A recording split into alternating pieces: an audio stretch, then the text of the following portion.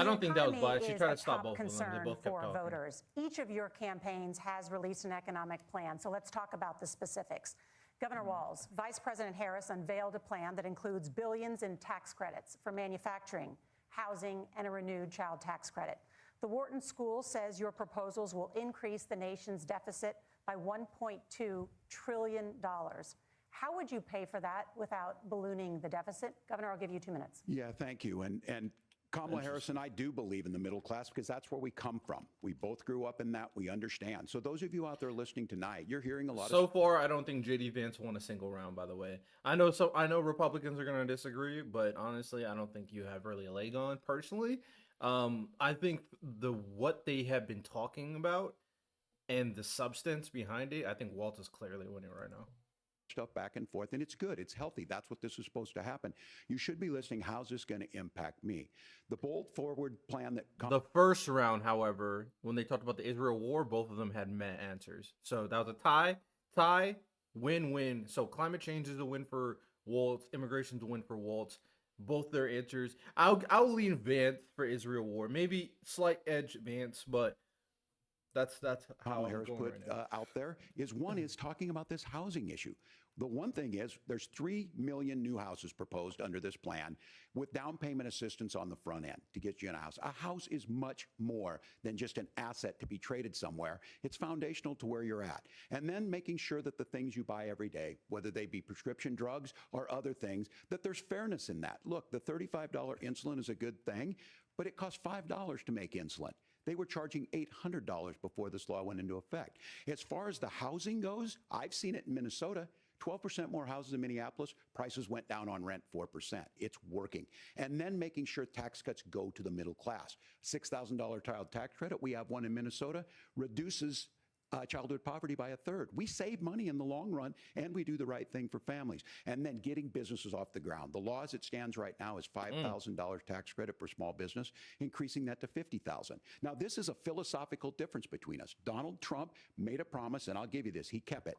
He took folks to Mar-a-Lago, said, you're rich as hell, I'm going to give you a tax cut. He gave the tax cuts that predominantly went to the top class. What happened there was an $8 trillion increase in the national debt, the largest ever. Now he's proposing a 20% consumption or sales tax on everything we bring in. Everyone agrees, including businesses, it would be destabilizing it, it would increase inflation and potentially lead to a recession. Look, this is simple for you. Where are we going? Kamala Harris has said to do the things she wants to do.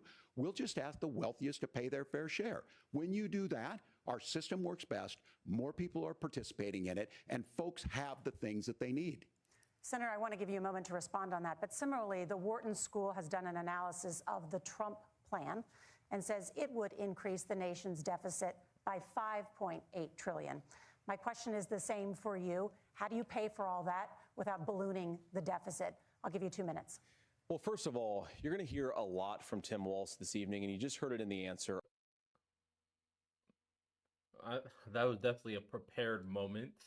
You're going to hear a lot from...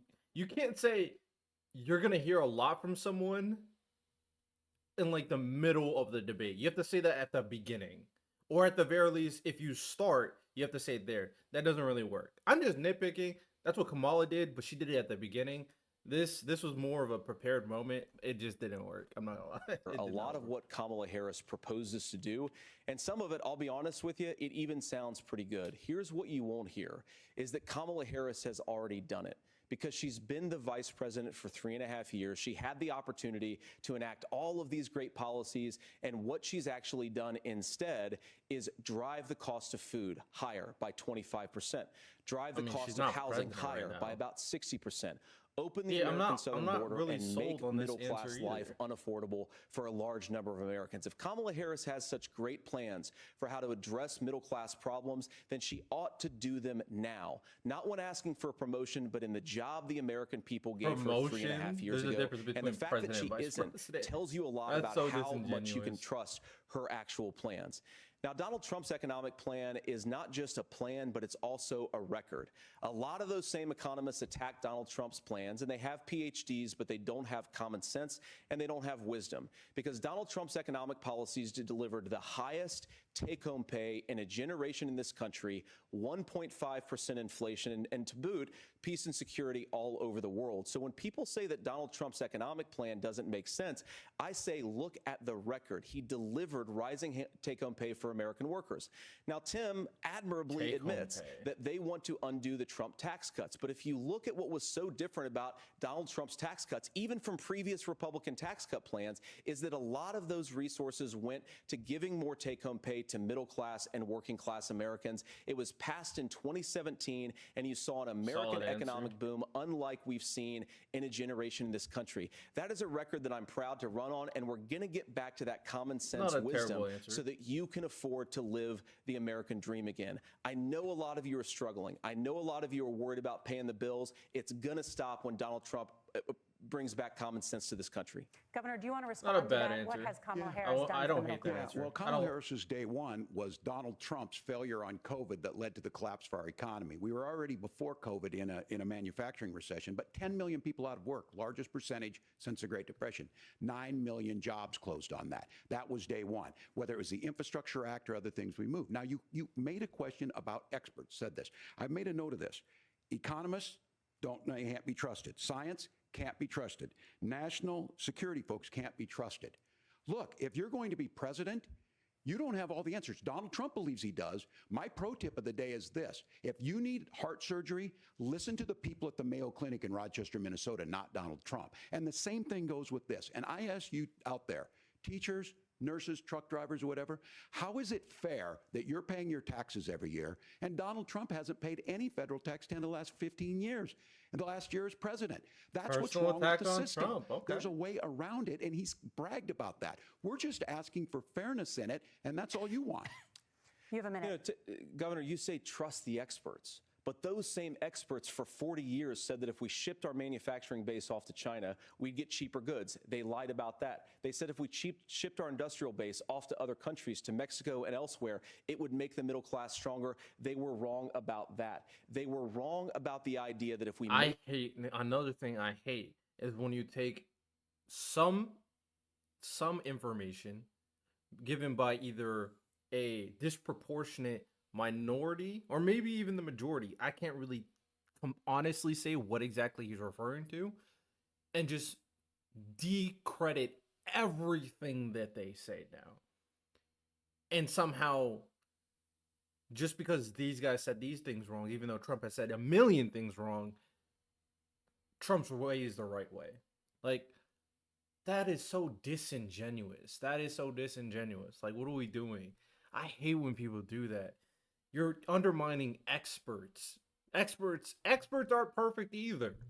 Oh my goodness. Made America less self-reliant, less productive in our own nation, that it would somehow make us better off, and they were wrong about it. And for the first time in a generation, Donald Trump had the wisdom and the courage to say to that bipartisan consensus, we're not doing it anymore. We're bringing American manufacturing back. We're unleashing American energy. We're going to make more of our own stuff. And this isn't just an economic issue. I mean, I've got 3 beautiful little kids at home, 7, 4, and 2, and I love them very much, and I hope they're in bed right now.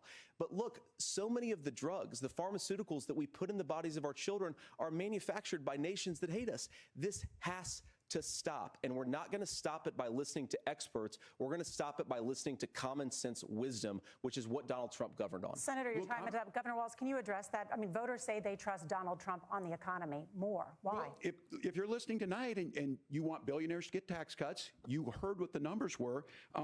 Look, I'm a union guy on this. I'm not a guy who wanted to ship things overseas, but I understand that, look, we produce soybeans and corn. We need to have fair trading partners. That's something that we believe in. I think the thing that most concerns me on this is Donald Trump was the guy who created the largest trade deficit in American history with China. So the rhetoric is good.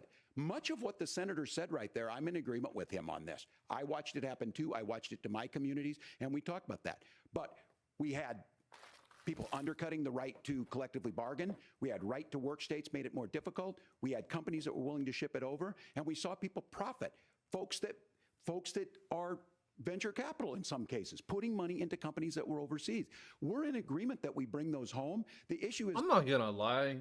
One guy obviously, like, objectively sounds like he knows what he's talking about.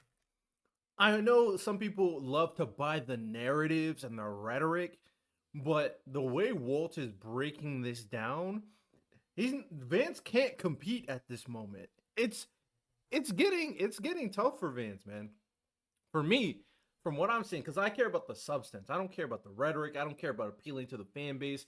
I care about what you're saying and what it means. That's what I care about personally. Donald Trump is talking about it. Kamala Harris has a record 250,000 more manufacturing jobs just out of the IRA. May I respond to that? Yes. So appreciate that. So if you notice, what Governor Walz just did is he said, first of all, Donald Trump has to listen to the experts. And then when he acknowledged that the experts screwed up, he said, well, Donald Trump didn't do nearly as good of a job as the statistics No, that's a show gross generalization. that he did. So what Tim Walz is doing, and I honestly, Tim, I think you got a tough job here because you've got to play whack-a-mole. You've got to pretend that Donald Trump didn't deliver rising take-home pay, which of course he did. You've got to pretend that Donald Trump didn't deliver lower inflation, which of course he did. And then you've simultaneously got to defend Kamala Harris's atrocious economic record, which has made gas, groceries, and housing unaffordable for American citizens. I was raised by a woman who would sometimes go into medical debt so that she could put food on the table in our household. I know what it's like to not be able to afford the things that you need to afford. We can do so much better. To all of you watching, we can get back to an America that's affordable again. We just got to get back to common sense economic principles. I hope we have a conversation on health care then. Senator, Governor. Please. Thank you. Margaret? We have a lot to get to. I think Vance did a solid job, but I think Waltz clearly won that personally.